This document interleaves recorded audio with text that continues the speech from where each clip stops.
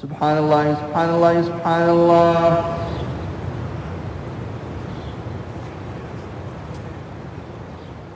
In many ways, this whole immigration process from Mecca to Medina very much parallels what's happened in my own city here in Dearborn, in our own backyard.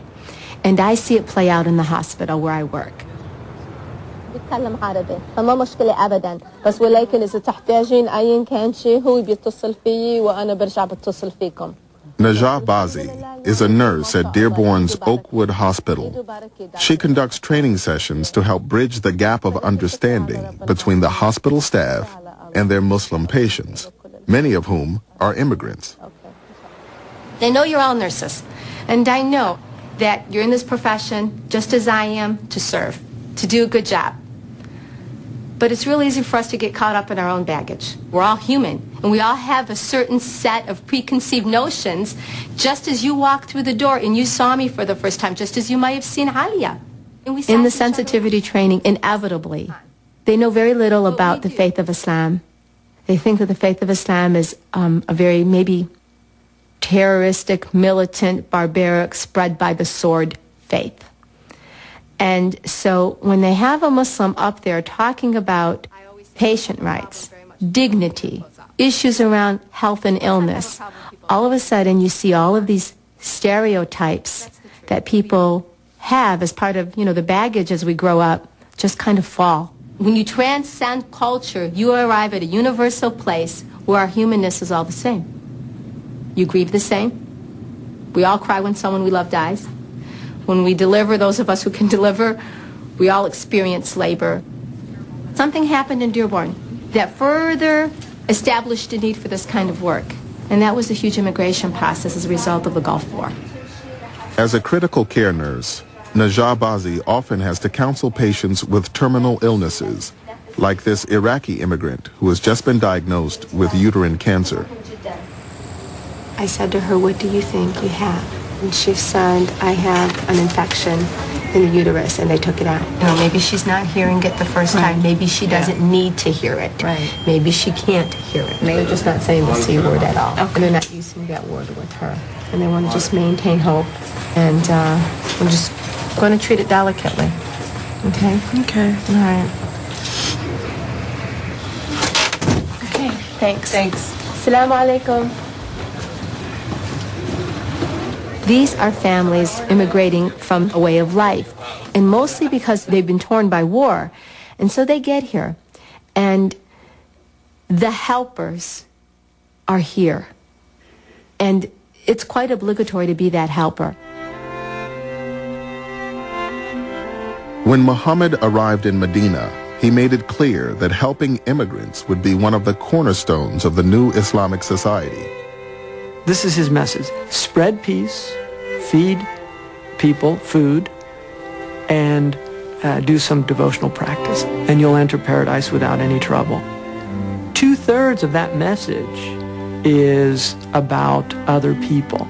The secret of Medina is it's a place where human beings are going to attempt to live up to the ideal of the Islamic tradition. Part of the arrangement was that the people of Medina agreed that they would provide housing and support for the immigrants as they came in. And very often they were even paired so that certain people had direct responsibility for specific people from Mecca. And that did not take place in 24 hours. It came step by step, and within a few months, you now had two groups. The helpers, so-called Al-Ansar, that is those Medinan Arabs who had become Muslims, and the Meccans who had become Muslims before them. And in this way, for the first time, you created the Islamic Ummah, that is the Islamic people, that bond which transcends all other bonds. He said to these people, these are now your neighbors. These are your brothers and sisters. He establishes that sense of humanity, that ummah. We are all connected to one another. We are all responsible for one another. A couple of you guys to carry to my car. I'll label. Okay? There's a mosque in the heart of Detroit, and it's run by an imam who started a soup kitchen. I want the kids to be able to see that that's part of Muhammad's message. This is the exit right here. So Whoa, hang on, everybody. It's a sharp turn. Hang on. Actually, it's like not a good driver. Listen, I'm a good driver. This is the first test. If you can't pass this test, the rest of it's off. all right, man. The majority of the ones that come for the soup kitchen are non-Muslim. It's only maybe 1 or 2 people that are Muslim that come for the soup kitchen. And we let them know that it's a part of who we are as to why we're doing this. It's a part of what God has commanded for the Muslims, for the human being to be charitable. But I'm studying to be ordained as a Catholic deacon. So I had run into Abdullah when he made a presentation about Islam.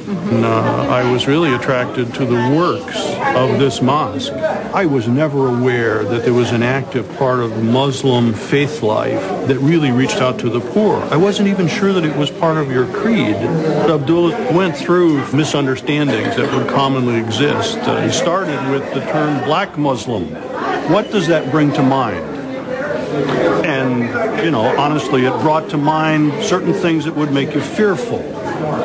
Certain kinds of maybe aggressive behavior, nationalistic kinds of thinking, as if we're going to carve ourselves off from the others and have no fellowship. He said, if I tell you what the stereotypes are that I have of Catholics, when you listen to them, you'll say, oh, those are extreme examples. Those are not what we are about.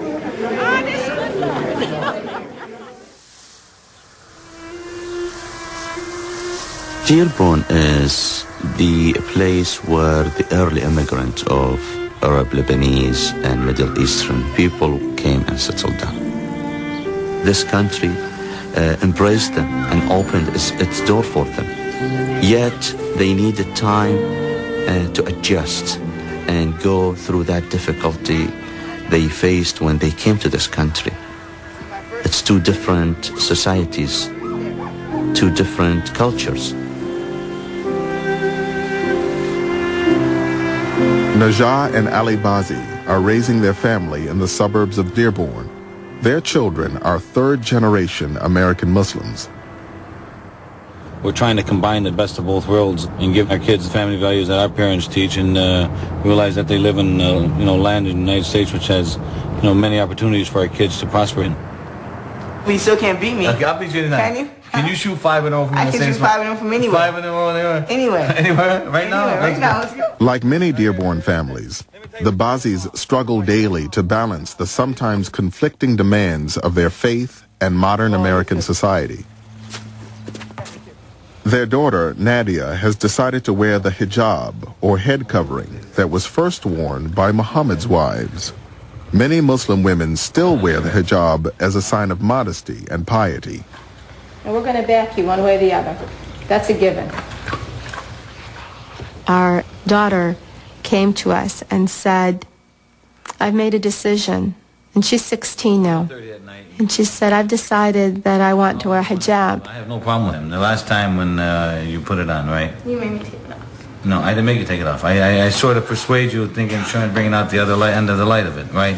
And you resented me from that, correct? Big time. All right? I just thought maybe if you go through high school and then put it on after high school, Dad, then if then at least at that point in life, you'll be able to see what you want to do in life. And that, because you understand something, you never know where you're going to be and where you're going to go in life. I mean, it's sure this hijab is accepted in our community here, and you maybe do well. You end up being a doctor, a lawyer, whatever, you'll be doing very well for yourself. Look what just happened to you when you went down to Tennessee. I mean, you had driving a bus, and the state police trooper wants to stop over a whole bus full of people because he sees hijabs. I think for Nadia, he probably feels much like I feel. There's great reverence for it, and then there's that oh my gosh, I want to protect my daughter from the world. I don't want people to think she's a terrorist. I don't want people to think she's oppressed. I don't want people to think I'm her father. I made her put that on her head. All of those kinds of things come into play. I don't think Baba is, trying to hurt you here. He's trying to show you a picture of the real world. And what you need to do is show him a real picture of your world. He's a father. He has some legitimate concerns. So my point is that you're still the same dad.